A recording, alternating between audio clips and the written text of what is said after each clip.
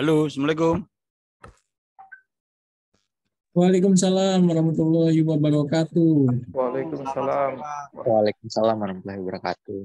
Mana, pada sehat? Alhamdulillah sehat, Pak. Sehat sekali. Alhamdulillah sehat, Pak. Alhamdulillah. Ini udah pada di rumah atau masih di kerjaan atau masih di kampus? Lagi pulang kantor, Pak. Di rumah, Pak. Mohon maaf, Selasa kemarin saya ini lagi ada kesibukan jadinya lupa.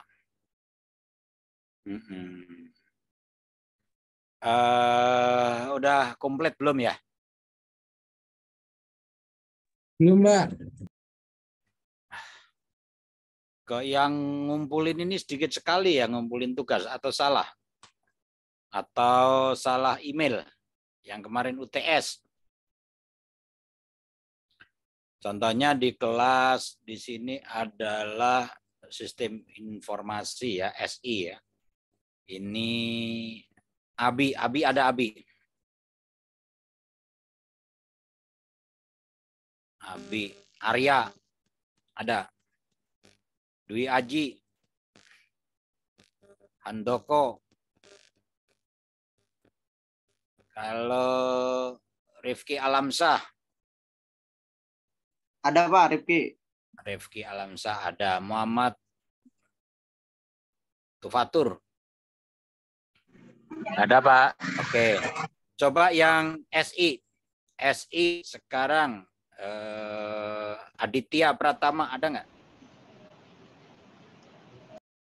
Aditya Aprizal. Viko.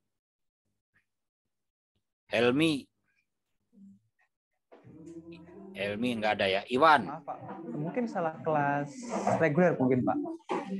Oke, enggak, saya ngikutin absen aja karena di sini ya ada kelas reguler, ada kelas karyawan, ada kelas ini tuh yang ikut kok hanya 1, 2, 3, 4, 5, 6 tuh. Nah, 6 yang email ke saya, ini yang SI ya. Kemudian yang TI itu ada 1, 2, 3, 4, 5, 6, 7, 8, 9. 9 orang. Ini yang TI. Coba TI yang ikut di kelas rekan-rekan ini berapa orang ya? Kalau ini yang mengerjakan soal ya, yang email ke saya ya, ada Ahmad Dedi, ada Arif Kurniawan, ada ini Febrian Dio, Pak Prasetyo, Hadir, Pak. Ferdian Rizky, Gifari, Hadir, Pak. oke, Muhammad Sebrin Tamawi, Rahmat Sidik, Hadir, Pak. Rahmat Sidik, Rahmat Dian, Dwi Putra, Rinanto Pratama. Hadir, Pak. Yang belum dipanggil siapa kira-kira? Saya, Pak. Saya, Pak, dari SI, Pak. Enggak. Oh, yang dari SI. Yang TI, Pak. Dari TI dulu, dari TI. Saya belum panggil, Pak. Siapa? Rifki. Tapi saya udah kirim, Pak, tugas UTS-nya. Pak. Rifki udah. Oh, udah, Pak. Rifki Alamsah kan? Iya, UTS sudah, Pak, saya. Udah. Siap, terima kasih, Pak. Yang dipanggil siapa tadi? Yang TI. Muhammad Tufatur, Pak. Udah. Ada Muhammad Tufatur ada di sini udah. Udah ngerjain dia. Siapa lagi? Itu doang ya? Coba ini yang Samsul Rizal, ada nggak? Rian Ardiansah, Oktaviani, Reni Nur Oktaviani, Paulus Wibisono, Novita Sri Damayanti, Muhammad Yusron, Imam Fauzi Maulidan, Gufron Amri, Fajar. Oh, ini mungkin kelas lain kali ya? Itu ada yang ini, Pak, ada yang tidak hadir dari semester 1, Pak. Oke. Mengundurkan diri kali, Pak. Iya, saya khawatir khawatir nanti kan ini yang UTS ini yang TI dulu ya. Saya sebutkan nih. Ahmad Dedi Khairunas, ada nggak? Arif Kurniawan, ada? Hadir, Pak. Hadir, Pak. Febrianto Prastio. Hadir, Pak. Ferdian Rizky Budiarto. Givari. Hadir, Pak. Tamawi. Tamami ya, Pak? Oke, ya. Oke, Ya, ada. Pak. Oke, kemudian Tufatur Rosihin. Sidik. Dwi Putra. Reski Alamsah. Rinanto Prayoga. Nah, ini TI. Ada nggak TI yang belum saya sebut? Nggak ada ya? Clear ya? Oke, saya pindah ke IF. Itu Pak, Novita tuh Pak. Di chat. Siapa? Mic-nya bermasalah itu Pak, Novita. Novita Sri Damayanti, Pak. Oh, Novita Sri Damayanti. Oh, ini belum ngumpul mana orangnya. Halo Novita, cowok cewek nih? Cewek, Pak. Cewek, Pak. Enggak, ini kok UTS-nya nggak ada, belum email. Nanti nggak ada nilai, nangis. Repot nih, kasihan tuh. Atau salah kamar. Saya lihat di spam juga nggak ada. Salah email kali, Pak. Eh? Mungkin salah email kali, Pak. Iya, saya khawatir salah email. Coba nanti dikasih tahu ya. Nanti nggak. Karena tinggal seminggu lagi saya harus menyampaikan nilai ke kampus. Oke. Oke, sekarang yang informatika, yang IF dulu. Yang sudah email. Bagas, ada nggak? Bintang. Irfan Maulana. Hadir, Pak. Raihan Al-Ghifari. Hadir, Pak. Rizky Susanto. Hadir, Pak. Renaldi Bagas Pangestu. Hadir, Pak. Oke, siapa yang belum saya panggil? Yang IF. Saya, Pak. Siapa? Usama Putra. Usama. Udah email belum? Sudah, Pak. Di email ulang ya, nggak ketemu saya. Oh, baik, Pak. Oke, baik, saya mah dosen yang baik. Jadi UTS-nya saya cari-cari nggak ada. Jadi di sini, oke, selain Usama siapa lagi? IF. Aman Pak, udah semua Pak. Oke. Halo? Aman Pak, udah semua. Untuk Udah semua ya? Untuk informatika sudah semua. Oke, tinggal Usama ya. Mungkin salah kamar atau salah email. Oke, saya ulang yang SI. Yang sudah email. Abi Sofian Sauri. Hadir Pak, hadir. Ini cowok atau cewek? Kemudian Pangestu. Dwi Aji Pangestu, Handoko. Hadir Pak, hadir Pak. Muhammad Tofatur Resigin. Beda ya? Refki Alamsah. Ada yang belum saya panggil? Saya Pak. Arya Davin, Pak. David. Siapa? Arya Davin, Pak. Ya. Arya Davin. Oh ya, Arya Davin sudah nih. Ada lagi? Yang SI. Berarti 1, 2, 3, 4, 5, 6, 7 orang. Oke. Baik, kita mulai ya. Ini saya simpan dulu. Udah saya cek. Ini tinggal di sini nih. Tinggal siapa tadi yang cewek tadi? Yang belum ini. Novita. Novita. Bisa cek Novita. Kenapa mic-nya Novita? Novita ini bermasalah Pak, untuk di perangkatnya itu tidak bisa. Oh, tidak bisa ya. Mungkin pinjem HP tetangga dulu nih. Baik, nah, kita akan melanjutkan sekarang adalah pelajaran terkait kewarganegaraan. Kemarin Pancasila kita ulas sedikit tentang kewarganegaraan yang tadi saya email ya. Ya, apa bedanya penduduk sama non penduduk? Ada yang tahu nggak kira-kira? Saya tahu Pak, Apa itu? kalau penduduk memiliki tanda penduduk KTP dan juga dokumen legal lainnya, sedangkan non penduduk hanya memiliki izin tinggal Pak. Oke, kalau disederhanakan gimana? Kalau disederhanakan, penduduk memiliki legalitas untuk tinggal di suatu wilayah negara yang diakui secara sah oleh negara, sedangkan non penduduk hanya memiliki izin tinggal sementara Pak. Oke, ya. Jadi kalau penduduk itu dia menetap tapi dia berdomisili di suatu negara, jadi sah, punya kartu penduduk, istilahnya seperti itu. Kalau non penduduk tinggal tetapi hanya bersifat sementara, ya. Ya, jadi itu tadi disebut apa? Penduduk non penduduk disebut apa? Siapa yang tahu? Yaitu Apartheid. Yaitu salah. Disebut rakyat. Jadi rakyat suatu negara itu dibedakan antara penduduk sama non penduduk. Oke. Sekarang unsur negara. Unsur negara itu ada apa aja? Negara berdiri, ya, itu ada apa aja unsurnya?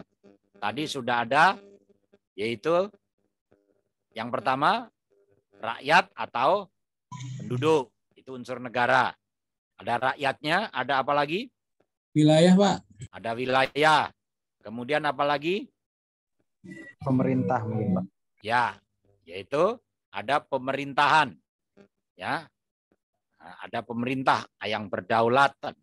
Ada lagi? Kira-kira?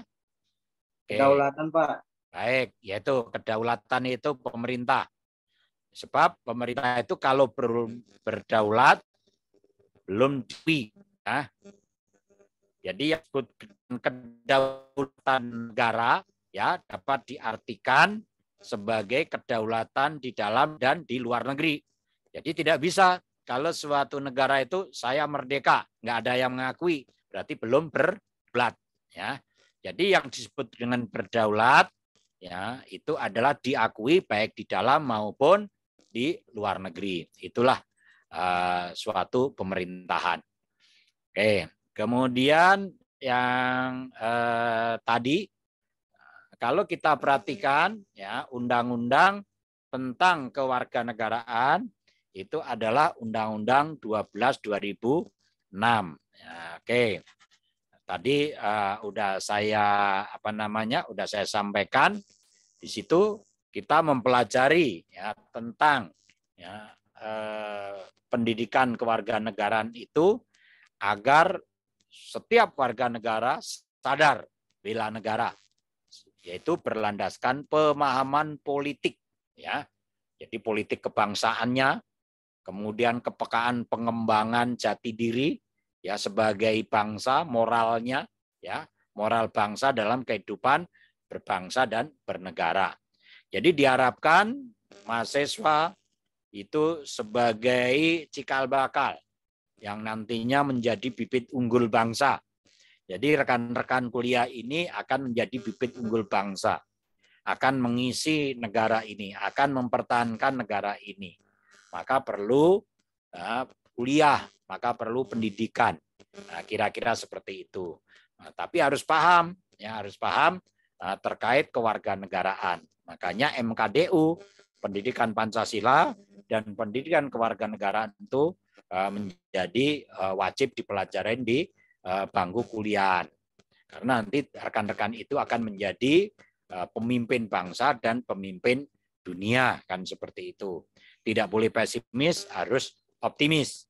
Kita tidak tahu nasib seseorang. Jadi yang ada di depan laptop saya hari ini, nanti mungkin 10 tahun lagi, 15 tahun akan menjadi menteri, akan menjadi anggota dewan, menjadi presiden, menjadi duta besar, kita tidak tahu. Tapi semua itu proses. Maka rekan-rekan kuliah saat ini adalah proses untuk menuju pembelaan negara, menuju menjadi bibit unggul bangsa.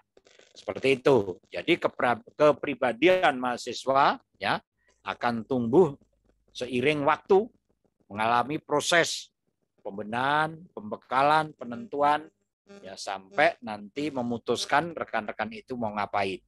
Dan negara menjadi pijakannya. Jadi menjadi yaitu adalah pendiri-pendiri yang membela negara tersebut. Kira-kira seperti itu.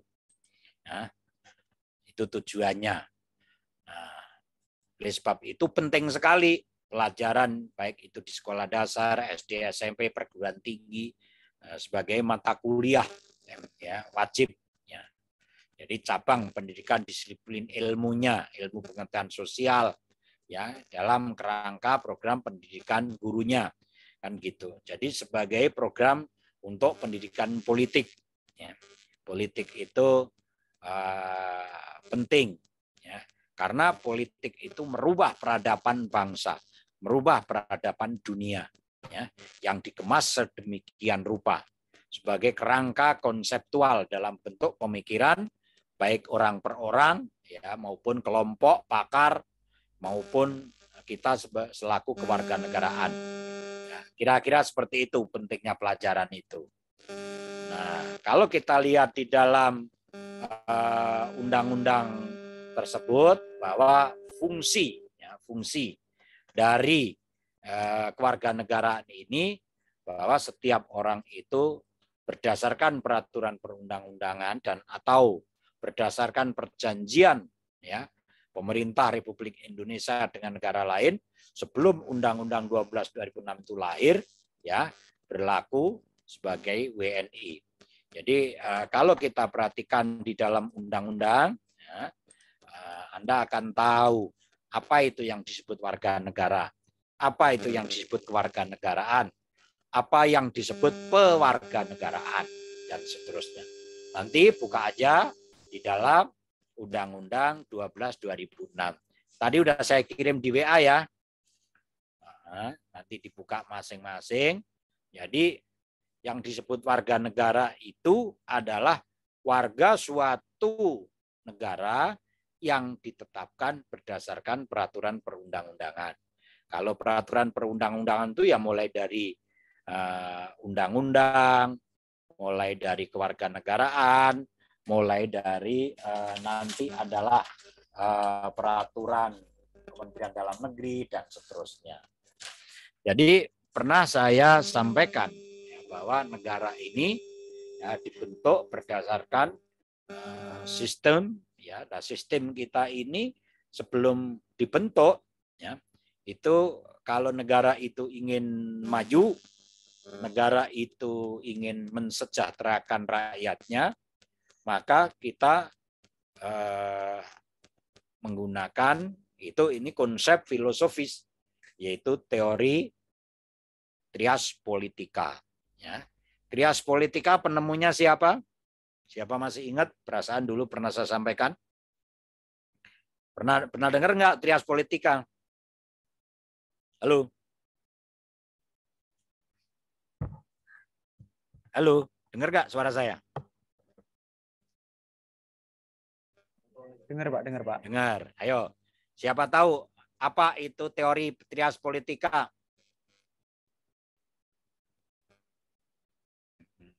Kalau nggak tahu tak kasih tahu. Belum baca ya? Oke. Jadi pernah dengar Montesquieu? Dulu pernah sih Pak pas di SMK. Pelajaran SMA itu Pak. Oh dia Montesquieu. Montesquieu itu penemu teori trias politika bahwa negara itu kalau ingin maju maka dibagi menjadi 3 kekuasaan. yaitu Yudikatif, eksekutif, legislatif. Legislatif. Oke, jadi itu trias politika. Penemunya siapa tadi? Montesquieu. Siapa nama aslinya? Hafal nggak? Boleh dicatat nih. Charles Louis de Secodat, Baron de la Brande et de Montesquieu. Hafal nggak? Susah Pak dihafal gitu Pak. Ya. Panjangan Pak namanya Pak. Saya ulangin. Charles Louis de Secodat, Baron de la Brande and de Montesquieu. Nah, Charles Louis de Secodat, Baron de la Brande et de Montesquieu. Disingkatnya teori Montesquieu. Negara kalau ingin makmur, ingin sejahtera, maka dibagi menjadi 3 kekuasaan. Kekuasaan legislatif, kekuasaan eksekutif, kekuasaan yudikatif. Itu. Kekuasaan legislatif yang berfungsi membuat undang-undang, yaitu adanya di Dewan, DPR RI di Senayan. Itu disebut legislatif, membuat undang-undang. Kekuasaan eksekutif itu menjalankan undang-undang. Presiden, menteri, ya, kemudian gubernur, wali kota, PNS dan seterusnya. Kekuasaan yudikatif memutus, ya, memvonis. Siapa aja yudikatif itu? Polisi, jaksa, hakim dan seterusnya. Kira-kira seperti itu. Itu gambaran mudahnya seperti itu ya. Oke, jadi kalau sudah lulus S1 harus tahu, biarpun rekan-rekan jurusan komputer, karena hidup di bangsa Indonesia, Indonesia menganut sistem teori Montesquieu. Ya, jadi sering dengerin Rocky Gerung, sering debat terkait Pancasila dan filsafat dan seterusnya. Ini udah kesepakatan. Jadi kalau rekan-rekan nanti sudah debat sama tekan-tekan, siapa itu Montesquieu? Montesquieu itu adalah filsuf dari Prancis. Jadi ahli pemikir politik Prancis yang hidup pada tahun 1689 sampai 1755. Umurnya hanya 66 tahun masa hidupnya. Nah, kemudian di situ nulis buku, namanya adalah bukunya, majalahnya Opus Magnum. Opus Magnum ya, dari Montesquieu, itu gurunya John Locke. Nah, jadi John Locke menyampaikan pemikiran mengenai sistem negara. Nah, sistem negara. Kemudian sama Montesquieu buatlah majalah Opus Magnum. Opus Magnum artinya karya besar. Nah, dari majalah tersebut ditiru seluruh dunia. Ya, ada sebagian yang dunia menggunakan sistem republik, maka terbagi menjadi 3 kekuasaan, yaitu kekuasaan legislatif yang membuat undang-undang, kekuasaan eksekutif yang menjalankan, ya, kekuasaan yudikatif yang memutus. Tidak boleh tidak bisa, wajib bisa. Tadi sudah disampaikan, SMA sudah dapat. Ini saya ngasih pengulangan. Ya, kira-kira seperti itu. Jadi banyak digunakan oleh konstitusi di seluruh dunia. Ya. Jadi pencerahan dari masa hidupnya di era pencerahan. Jadi Montesquieu itu di era pencerahan. Teorinya teori trias politika, yang artinya pemisahan kekuasaan. Trias 3 gitu. Kira-kira seperti itu ya. Hafal ya. Jadi mata kuliah Pancasila sama kewarganegaraan itu sudah hafal. Trias politika Montesquieu yang diajarkan oleh, hari ini didengar oleh Pak Sugeng, pasti hafal ya. Kira-kira seperti itu. Nah, legislatif itu di mana? Di Senayan yang terhormat gitu. Nah, sekarang kalau tadi warga negara adalah suatu warga suatu negara. Warga suatu negara yang ditetapkan berdasarkan peraturan perundang-undangan. Nah, kalau kewarganegaraan, segala hal ikhwal yang berhubungan dengan warga negara, kewarganegaraan, ya, hal ikhwal, jadi persyaratan macam-macamnya, administrasinya yang berhubungan dengan warga negara.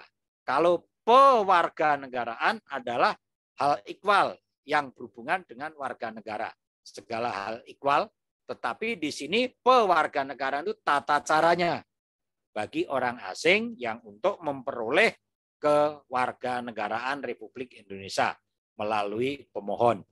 Siapa yang menentukan seseorang menjadi warga negara? Siapa? Ini ada orang asing nggak di depan komputer ini, yang Zoom ini? Nggak ada, Pak. Nggak ada. Kalau itu ada naturalisasi, ya. Naturalisasi, kemudian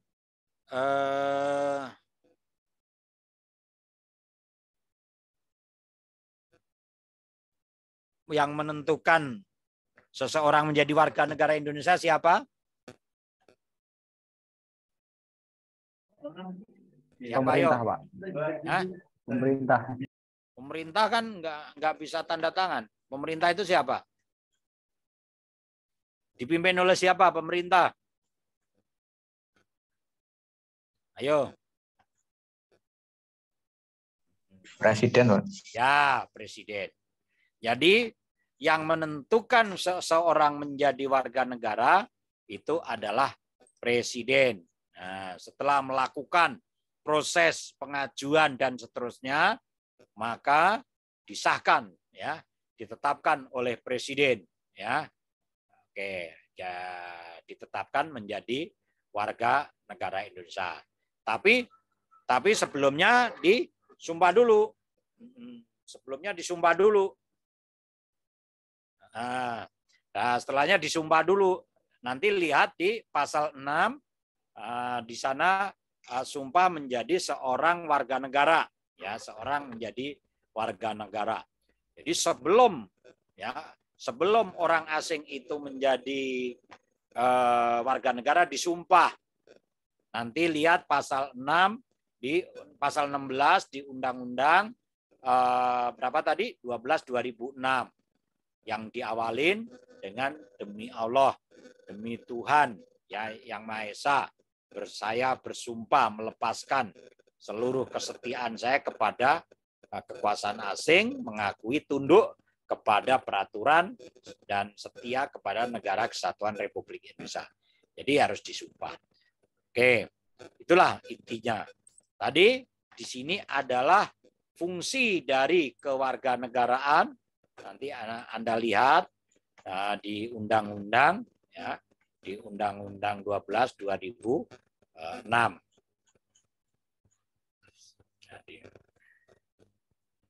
Jadi siapa yang menjadi warga negara Indonesia?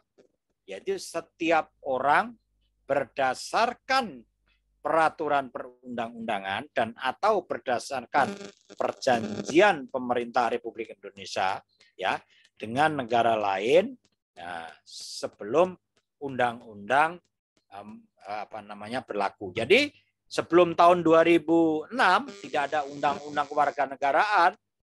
Itu kedua belah pihak, itu antara Indonesia dengan warga dengan bangsa lain, kalau warganya mau pindah itu sah. Kemudian siapa lagi yang menjadi warga negara? Yaitu anak yang lahir dari perkawinan yang sah, ya. Anak yang lahir dari perkawinan yang sah. Ya. Jadi kalau anaknya seorang ayah dan ibu warga negara Indonesia, maka anaknya jadi warga negara Indonesia. Anak yang lahir dari perkawinan yang sah dari seorang ayah warga negara asing dan ibu warga negara Indonesia. Perhatikan nih, anak yang lahir, ya, anak yang lahir dari perkawinan yang sah dari seorang ayah warga asing. Jadi kalau bapaknya orang asing, ibunya orang Indonesia, tapi lahirnya di Indonesia, itu adalah warga Indonesia. Anak yang lahir dari perkawinan yang sah dari ibu warga negara Indonesia, tetapi ayahnya tidak mempunyai kewarganegaraan atau hukum negara asal ayahnya, nah, itu jadi warga negara Indonesia. Begitu juga anak yang lahir dalam tanggungan 300 hari, 1 tahun, ayahnya meninggal dari perkawinan yang sah tersebut di Indonesia, maka secara otomatis dia menjadi warga negara Indonesia. Anak yang lahir di luar perkawinan yang sah, ya, dari contohnya perkawinan yang di luar perkawinan sah itu hanya nikah siri atau kawin secara apa tapi tidak dicatat. Tapi ibunya orang Indonesia, lahirnya di Indonesia, itu menjadi warga negara Indonesia. Anak yang lahir di luar perkawinan yang sah, tapi ibunya warga negara asing yang diakui oleh seorang ayahnya orang Indonesia dan anaknya dilakukan sebelum umur 18 tahun, ya, belum kawin, ada di Indonesia, itu menjadi warga negara Indonesia. Jadi banyak sekali, ya, anak yang baru lahir yang ditemukan di Indonesia selama ayah ibunya tidak diketahui. Jadi kalau rekan-rekan nemu bayi, ya, bayi asing, mungkin wajahnya Belanda, mungkin nemunya ada di Pamulang sana, atau nemunya di mana, nggak ketahuan bapak ibunya, itu jadi warga negara Indonesia. Nah, bagaimana kalau anak yang lahir di luar Indonesia, seorang ayah dan ibu, ya, dari negara Indonesia yang karena keturunan dari negara di tempat anak tersebut dilahirkan memberikan kewarganegaraan kepada yang bersangkutan. Jadi kalau Anda tinggal di Jepang, ya, istrinya orang Indonesia, Anda orang Indonesia, itu menjadi warga negara Indonesia. Tapi kalau anak dari seorang ayah atau ibu yang telah dikabulkan permohonan kewarganegaraannya, kemudian si ayah atau ibunya meninggal dunia sebelum mengucapkan sumpah, itu menjadi warga Indonesia. Kira-kira seperti itu. Jadi kalau kita perhatikan di situ, itu ada karena kelahiran. Kewarganegaraan, ya, ialah setiap orang yang menurut undang-undang kewarganegaraan termasuk warga negara. Belum saya tampilkan ya, saya lupa, sebentar, saya screenshot. Iya Pak, belum Pak. Tapi udah di ini masing-masing ya. Sudah Pak, sudah. Oke, udah tampil, ketahuan. Tampil Pak. Sudah Pak. Oke.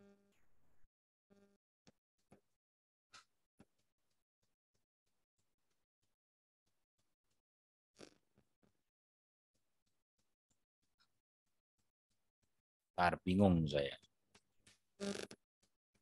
Begini. Tampilnya besar atau kecil nih ya? Sebentar.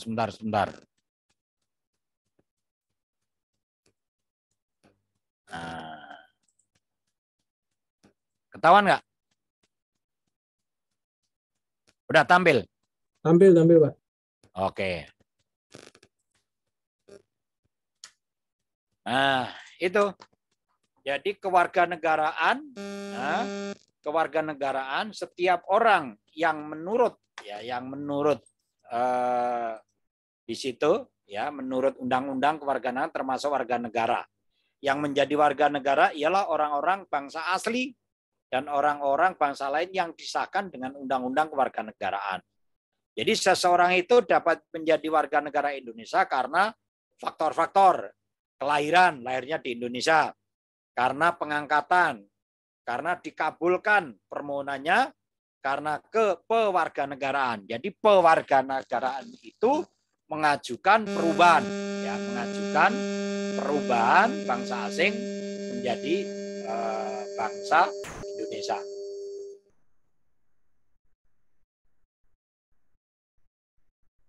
Oke, kemudian apa namanya? Sebentar ya.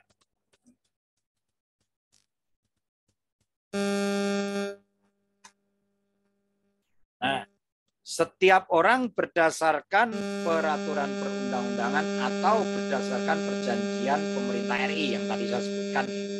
Sebelum ada Undang-Undang 12 2006, adapun bukti menjadi warga negara itu ada akte kelahiran, ada surat kewarganegaraan, kutipan pernyataan sah buku catatan pengangkatan anak asing, surat bukti kewarganegaraan, petikan keputusan presiden karena permohonan atau kewarganegaraan, surat bukti kewarganegaraan, surat edaran menteri kehakiman karena pernyataan. Jadi kalau mempunyai hal-hal tersebut, maka dia menjadi warga negara. Kemudian anaknya lahir, anaknya lahir di Indonesia, maka menjadi warga negara Indonesia. Kira-kira seperti itu. Nah, kalau kita perhatikan di sini, ya, itu ada ya, azas unsur kewarganegaraan. Ada azas kewarganegaraan, ada dua azas. Azas ius soli dan ius sanguinis. Ius soli itu pedomannya kewarganegaraan yang berdasarkan tempat atau daerah kelahiran, itu ius soli. Jadi kita sering dengar, contohnya adalah ius soli, ya, sering dengar kayak gitu.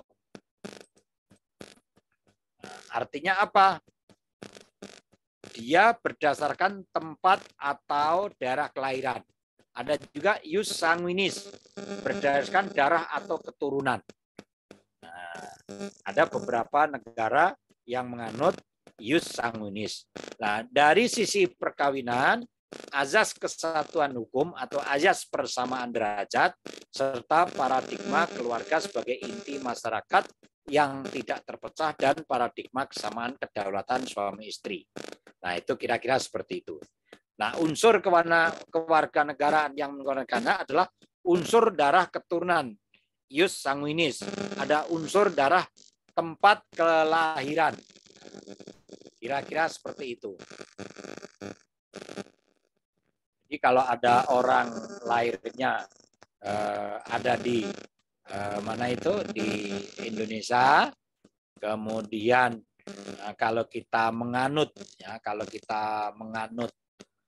hukum Indonesia, maka dia secara otomatis adalah warga Indonesia.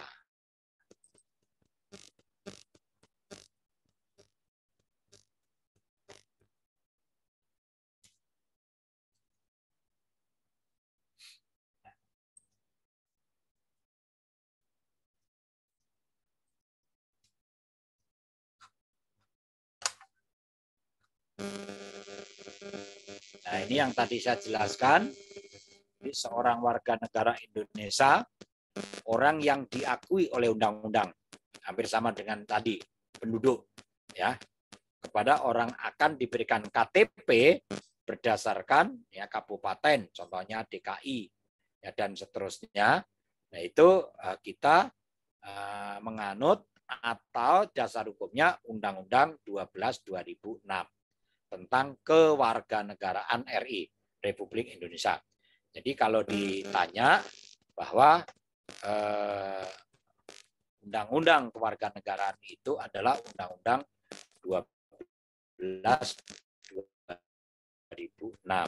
Jadi menurut Undang-Undang 12 2006, ya, yang menjadi warga negara Indonesia itu setiap orang, ya, tadi saya sampaikan, anak yang lahir ya dari perkawinan yang sah, anak yang lahir dari perkawinan yang sah dari seorang ibu WNI dan ayahnya asing yang tidak memiliki kewarganegaraan atau hukum negara asalnya, sang ayah tidak memberikan kewarganegaraan kepada anak tersebut. Jadi contohnya kalau istrinya orang Indonesia, suaminya orang Afrika, kebetulan di Indonesia pemain bola, tapi di sana nggak dikasih warga negara, maka secara otomatis dia menjadi warga negara Indonesia karena lahirnya di Indonesia. Ya, begitu juga anak yang lahir di dalam tenggang waktu 300 hari, hampir 1 tahun. Ya, tapi ayahnya meninggal tuh. Ya, lahirnya di Indonesia, ibunya orang Indonesia, maka menjadi warga negara Indonesia. Anak yang lahir di luar perkawinan yang sah dari ibu. Jadi kalau ada PRT yang jadi pembantu rumah tangga ya. Kemudian dia bawa anak orang Arab kan gitu ya. Maka dia menjadi warga Indonesia. Nah, tapi dibawa nih ibunya orang Indonesia. Kira-kira seperti itu. Jadi kalau kita lihat darah-darahnya, ibunya orang Indonesia, bapaknya orang asing, tapi lahirnya di Indonesia, itu menjadi warga Indonesia. Anak yang lahir di luar perkawinan yang sah dari ibu warga negara asing yang diakui oleh seorang ayah WNI sebagai anaknya. Anak yang lahir di luar perkawinan yang sah. Ya, jadi dia tidak ada surat, hanya nikah di secara kalau agama Islam secara sah, kalau non Islam ya secara sah, tapi nggak punya surat. Kemudian ibunya itu orang asing, bapaknya orang WNI, tapi diakui oleh bapaknya kalau dia anaknya sebelum 18 tahun maka jadi warga negara Indonesia. Nanti kalau sudah 18 tahun atau sudah nikah dia bisa memilih. Jadi rumit ya, anak yang lahir di wilayah negara Republik Indonesia dia lahirnya di luar negeri ya. Kemudian tidak jelas status ya bapak ibunya. Kemudian dia ke Indonesia itu bisa menjadi ya, bangsa Indonesia. Jadi kalau lahirnya contohnya di Indonesia tapi bapak ibunya tidak jelas, ya jadi warga negara Indonesia. Ya mau dibuang kemana bapak ibunya nggak jelas gitu. Anak yang baru lahir di Indonesia ya, dan selama ayah ibunya tidak diketahui, nemu lahir ibunya langsung naik pesawat aja, anaknya sendirian contohnya, nah itu juga menjadi warga negara Indonesia. Kan banyak bayi-bayi dibuang seperti itu ya. Anak yang lahir di wilayah Indonesia apabila ayah dan ibunya tidak memiliki warga negara, tidak diketahui keberadaannya. Jadi tidak memiliki KTP, tidak memiliki kewarganegaraan, tidak diketahui keberadaannya, ya otomatis menjadi Indonesia. Kira-kira seperti itu. Selain itu, di dalam undang-undang diakui pula sebagai WNI apabila anak WNI yang lahir di luar perkawinan yang sah belum berusia 18 tahun. Jadi dari hal-hal tersebut tuh ada lagi itu anak ya WNI yang lahir di luar perkawinan yang sah, belum berusia 18 tahun dan belum nikah, belum kawin, diakui secara sah oleh ayahnya yang warganegaraan asing. Nah, ini bisa menjadi warga negara Indonesia. Kira-kira seperti itu. Nah, sekarang masalah. Jadi masalah kewarganegaraan ini meliputi ada apatrid. Jadi apatrid ini adalah seorang penduduk yang sama sekali tidak mempunyai kewarganegaraan. Ya, contoh, Anda warga negara A, Yusoli, lahir di negara B yang menganut sistem ius sanguinis, ya, maka Anda tidaklah menjadi warga negara A dan juga tidak menjadi warga negara B. Dengan demikian, ya, Anda ini tidak mempunyai warga negara sama sekali. Nah, ini masalah nih. Ya. Jadi disebut adalah apatrid, yaitu adanya seorang penduduk yang sama sekali tidak mempunyai kewarganegaraan. Apa ada? Banyak. Ya tadi contoh, ya ada warga negara, contohnya A, ya A, Yusoli berdasarkan kelahiran, lahirnya di negara ius sanguinis berdasarkan darah keturunan, maka si warga negara itu tidaklah menjadi warga negara A dan tidak juga menjadi warga negara B. Ini masalah. Nah, dengan demikian tidak mempunyai warga negara. Nah, ini masalahnya. Ada juga bipatrid, seorang penduduk yang mempunyai 2 kewarganegaraan sekaligus, rangkap, ya, yaitu rangkap warga negara.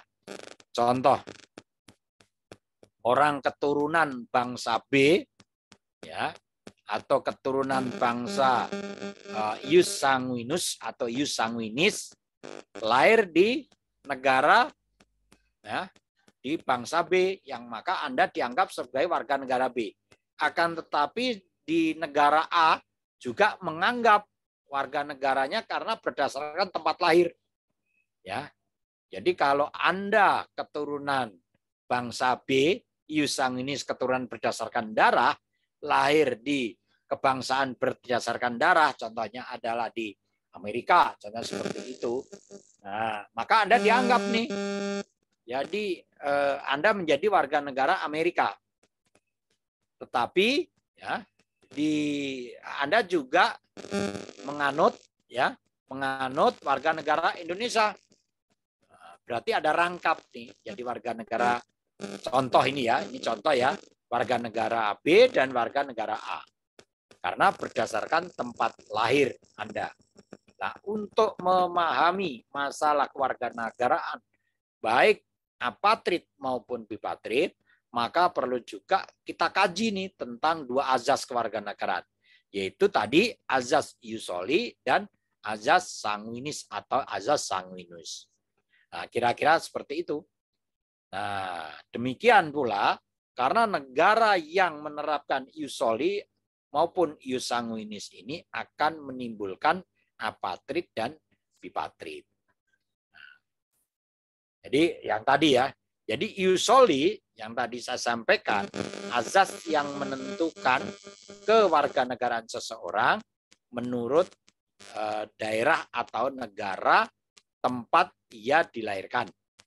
Ya, jadi itu ius soli. Contohnya, Anda lahir di negara A, maka Anda akan menjadi warga negara A. Walaupun orang tuanya atau orang tua Anda adalah warga negara B yang dianut sanguinis. Nah, di mana itu sanguinis negara B? Contohnya negara Inggris, Mesir, Amerika, dan lain-lain. Cari aja nanti. Bahwa azas yang menganut sanguinis itu di mana aja. Yang jelas contohnya hanya kira-kira Inggris lah. Inggris, Mesir, Amerika. Ya. Kalau kita ini kan berdasarkan ius soli kelahiran. Nah, ius sanguinis, azas yang menentukan warga negara seorang menurut pertalian darah. Ya, atau keturunan dari orang yang bersangkutan tadi, itu sanguinis. Ya. Kalau ius soli tadi, warga negara seorang menentukan daerah kelahiran. Jadi Anda lahirnya di Indonesia menjadi warga negara Indonesia. Nah, kira-kira seperti itu. Maka nggak usah diurut. Kalau rekan-rekan itu istrinya orang Depok, lahir di Depok, maka secara otomatis menjadi warga negara Indonesia. Kira-kira seperti itu. Kalau ius sanguinis itu darah keturunan berdasarkan darah. Darahnya Mesir nggak bisa langsung istilahnya menjadi warga negara Mesir. Anda lahir di Mesir karena darahnya Indonesia, tetap menjadi warga negara Indonesia. Kira-kira seperti itu. Ya. Jadi ius sanguinis ini azas yang menentukan kewarganegaraan seseorang menurut pertalian darah keturunan, ya, dari orang yang bersangkutan. Anda dilahirkan di negara A, tetapi orang tua Anda negara B, maka Anda tetap menjadi warga negara B. Dianut oleh, contohnya di sini apatrid, adanya seorang penduduk yang sama sekali tidak mempunyai kewarganegaraan. Kira-kira seperti itu. Nah, ini tadi. Nah, kemudian Apa itu kalau Anda sudah menjadi WNI, apa tugasnya? Nah, jadi setiap warga negara itu mempunyai tugas ini sama kedudukannya dalam hukum dan pemerintahan. Tidak pilih kasih, tidak dibeda-bedakan. Ya. Jadi setiap warga negara itu sama kedudukannya. Ya, gagasan tentang persamaan ya kedudukan ya di dalam hukum dan pemerintahan ini sudah sejak berabad-abad yang lalu. Jadi sikap WNI, WNA dan pemerintah dalam menjalankan tugas ya kewajiban dan kewenangan khususnya di Indonesia ya, itu bertitik tolak dari pendapat bahwa tiap negara hukum sumber kedaulatannya ya yang tertinggi, sumber kedaulatan tertinggi berada di tangan rakyat. Ada pemilu. Sementara hukum merupakan perwujudan ya rasa kesadaran hukum dari rakyat yang didasarkan pada persamaan derajat dan kedudukan antara warga negara dengan pemerintah dan penguasa. Kira-kira seperti itu.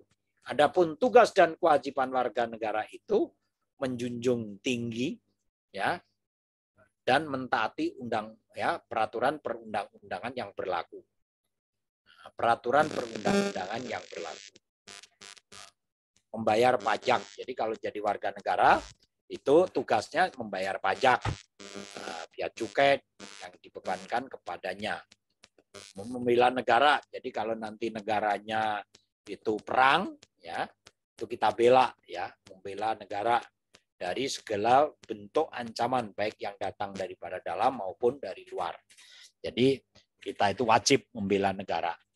Kemudian menyukseskan pemilu, baik sebagai peserta maupun petugas penyelenggara. Yaitu sebagai warga negara harus ikut pemilu yang sudah mempunyai hak memilih. Ya. Kemudian mendahulukan kepentingan negara atau kepentingan umum daripada kepentingan pribadi. Ini adalah ya sering kita dengar lah, mulai dari SD, SMP, dan seterusnya. Melaksanakan tugas dan kewajiban yang dibebankan oleh bangsa dan negara. Kemudian kewajiban menjaga, memelihara keamanan, ketertiban nasional. Jadi kalau rekan-rekan itu mengamankan lingkungan itu salah satu tugas sebagai WNI. Kira-kira seperti itu. Punya hak untuk mendapat perlindungan atas diri dan harta benda. Makanya ada undang-undang tentang hak milik. Itu dilindungi nih, ya. Kemudian hak untuk mendapatkan dan menikmati kesejahteraan negara. Negara punya jalan raya, punya listrik, itu berhak menikmatinya. Hak untuk mendapatkan menikmati hasil pembangunan. Jadi kita membayar pajak, dibangun oleh negara, itu kita berhak untuk menikmati. Hak untuk dipilih dan memilih di dalam pemilu. Itu adalah beberapa tugas. Begitu juga hak untuk mengembangkan minat kemampuan pribadi. Jadi rekan-rekan ini belajar, kuliah, milih jurusan contohnya adalah teknologi informasi, begitu juga milih informatika, informasi teknologi, milih sistem informasi, itu adalah hak untuk mengembangkan minat kemampuan pribadi tanpa mengganggu kepentingan umum dan sebagainya. Nah, itu. Nah, kemudian apa itu tugas pemerintah? Ya, kalau tugas dan kewajiban pemerintah melindungi segenap bangsa dan seluruh tumpah darah Indonesia. Itu ada di Undang-Undang Dasar ya 1945. Memajukan kesejahteraan umum dan mencerdaskan kehidupan bangsa. Sejahtera sama bahagia itu beda. Ya, kalau bahagia sederhana. Anda kuliah gini kadang udah bahagia. Tapi kalau sejahtera itu ada standarnya. Ya, sejahtera punya sandang, pangan, papan. Nah, itu sejahtera punya rumah, punya mobil, punya penghasilan, ya, punya baju. Makanya zaman Pak Harto disebut yaitu sandang, pangan, papan. Ya. Nah, jangan papan dulu, nggak ada sandang. Sandang itu penting, sandang itu pakaian. Sandang, ya pangan setelah itu adalah punya kehidupan, punya penghasilan, yaitu pangan untuk makan baru papan. Jangan sampai bisa makan nggak bisa punya baju, telanjang. Begitu juga jangan sampai telanjang punya baju tapi nggak punya sandang. Setelah dua-duanya baru punya papan, yaitu rumah. Itu sejahtera itu. Lainnya mah teknologi sekarang ngikutin mobil, motor dan seterusnya. Kalau orang bilang sejahtera itu. Nah, tapi intinya sejahtera itu 3 hal tersebut, sandang, pangan, papan. Itu kira-kira seperti itu. Mempertahankan, mewujudkan ketertiban dunia yang berdasarkan kemerdekaan, perdamaian, abadi, dan keadilan sosial. Ini tugasnya itu. Mewujudkan ketertiban dunia. Mempertahankan kemerdekaan. Jadi nggak boleh pemerintah itu membuat merdeka. Makanya yang sudah ada dipertahankan. Itu hak absolut memelihara keamanan, ketertiban, ketentraman, dan seterusnya. Menghormati, melindungi hak asasi negara, warga negara. Menegakkan hukum, ya, berdasarkan peraturan perundang-undangan, ya, tetapi harus adil. Nah, intinya tidak boleh tajam ke bawah, tumpul ke atas. Harus seadil-adilnya. Membuat, mencabut kebijakan demi pelaksanaan pemerintahan negara. Sikap memimpin dalam menjalankan tugas, kewajiban, dan seterusnya. Itu kira-kira seperti itu kewajibannya banyak. Itu, ya. Ya. Itu hal-hal sebagai bahan kalau kita ini menjadi warga negara. Nah, syarat, ya, syarat menjadi warga negara, ya. Ya, jadi nanti kita lihat syarat tata cara memperoleh. Jadi kalau rekan-rekan tanya nanti bagaimana kalau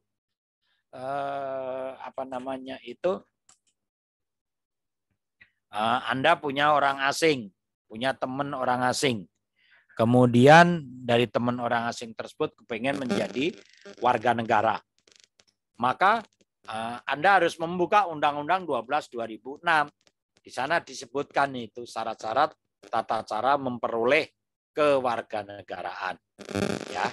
Jadi kewarganegaraan diperoleh melalui pewarganegaraan. Jadi ke menjadi pe. Kewarganegaraan itu haknya, hak melekat menjadi warga negara, diperoleh pewarganegaraan. Kira-kira seperti itu. Ya. Jadi kalau ingin menjadi pewarganegaraan itu berarti menjadikan seseorang yang belum warga negara NI, WNI menjadi WNI. Itu pewarganegaraan. Ya, apa permohonan pewarganegaraan tersebut? Telah berusia 18 tahun atau sudah menikah. Ya. Kemudian pada waktu mengajukan permohonan itu sudah bertempat tinggal di Indonesia paling sedikitnya 5 tahun berturut-turut, ya. Kemudian atau paling singkat 10 tahun tapi tidak berturut-turut. Jadi kalau ada rekan Anda kuliah di Indonesia sudah di atas 18 tahun berturut-turut tidak pulang dan seterusnya selama 5 tahun tinggal di Indonesia, itu bisa mengajukan. Sehat jasmani rohani. Kemudian dapat berbahasa Indonesia. Karena syarat itu. Serta mengakui nanti dasar negara Pancasila dan Undang-Undang Dasar Negara Republik Indonesia tahun 1945. Tidak pernah dijatuhin pidana karena melakukan tindak pidana, ya, yang diancam pidana 1 tahun atau lebih. Jadi bilangin teman-temannya WNA yang di Indonesia tidak boleh dijatuhi atau ancaman 1 tahun. Itu sudah susah, sudah gagal menjadi warga negara. Jika dengan memperoleh kewarganegaraan tidak menjadi kewarganegaraan ganda, tidak boleh ganda. Jadi harus 1 aja, sana dicopot, dilepas. mempunyai pekerjaan atau penghasilan tetap, jadi pekerja tetap, ada tanda bukti, atau dia usaha dan seterusnya. Kemudian membayar uang pewargaan kepada kas negara. Berapa berdasarnya? Itu ada peraturan Menteri Keuangan, jadi menjadi kas negara. Caranya apa? Yaitu caranya orang asing atau pemohon itu mengajukan ya oleh pemohon secara tertulis dengan bahasa Indonesia di atas kertas bermeterai ya kepada Presiden melalui Menteri Kumham. Kemudian permohonan tersebut ya disampaikan kepada pejabat ya mulai di Dukcapil dan seterusnya secara bertahap. Jadi ada biaya-biayanya. Nanti ada peraturan pemerintah tentang biaya-biaya menjadi pewarganegaraan. Kemudian Presiden mengabulkan atau menolak Presiden. Kalau mengabulkan, maka ditetapkan dengan keputusan Presiden. Nanti harus tahu nih apa bedanya peraturan Presiden dengan keputusan Presiden. Kalau peraturan, kan apa bedanya PP sama keputusan. Apa peraturan dengan keputusan. Itu beda tuh. Kalau peraturan sifatnya umum, kalau keputusan sifatnya konkret individual. Ya, konkret individual dan final. Ya, final, konkret, individual. Artinya sering rekan-rekan membaca bahwa keputusan rektorat ini ya sudah ditetapkan sejak tanggal bla bla bla. Sejak tanggal 6 Mei 2023 itu disebut konkret. Kalau peraturan itu sifatnya umum. Wah, masih bingung Pak, apa itu bedanya lagi? Kalau peraturan, kalau salah, itu judicial review ke Mahkamah Agung. Kalau keputusan, kalau yang diberi keputusan kurang menerima, maka ditunkan, yaitu Pengadilan Tata Usaha Negara. Kira-kira seperti itu bedanya. Jadi besok kalau biarpun lulusan IT, kalau ditanya apa bedanya peraturan dengan keputusan, itu beda. Peraturan bersifat umum, keputusan bersifat adalah final, konkret, dan individual. Kira-kira seperti itu. Kalau sudah ada keputusan, jangan apabila ditemukan hal maka dapat dirubah, itu tidak final. Nah, keputusan Presiden ditetapkan paling lambat 3 bulan terhitung sejak permohonan diterima.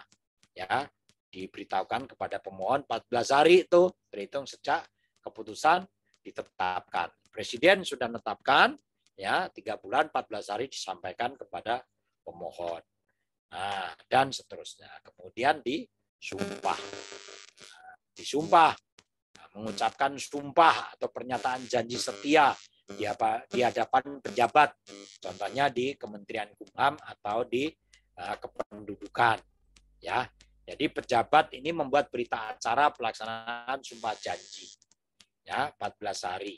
Ya, mengucapkan pernyataan janji setia kepada Menteri Kumham. Yaitu dan seterusnya.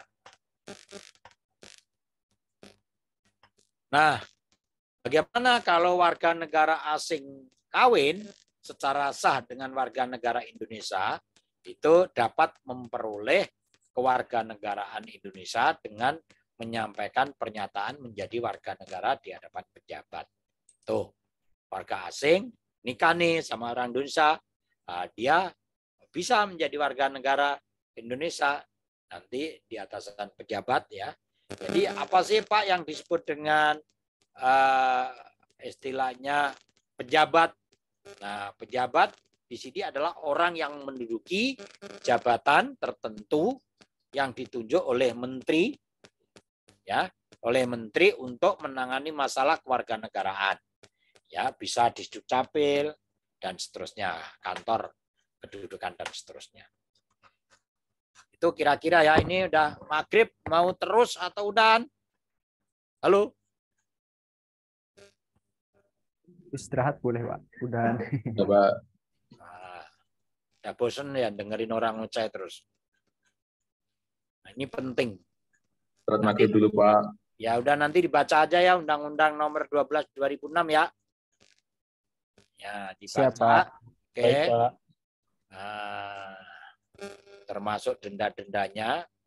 Tadi undang-undangnya undang-undang berapa?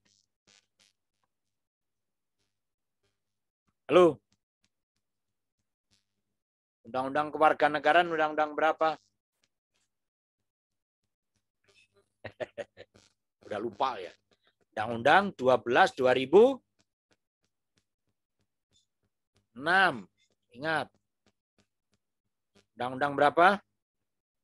12 Pak. 2006. 12 2006. Nah, gitu. Jangan lupa.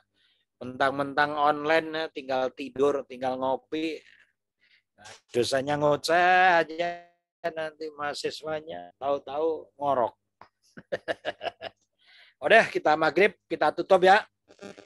Kita lanjut minggu depan. Jadi rekan-rekan istirahat, nanti jam 7 mulai lagi dengan lain. Oke, saya foto dulu buat absen nih.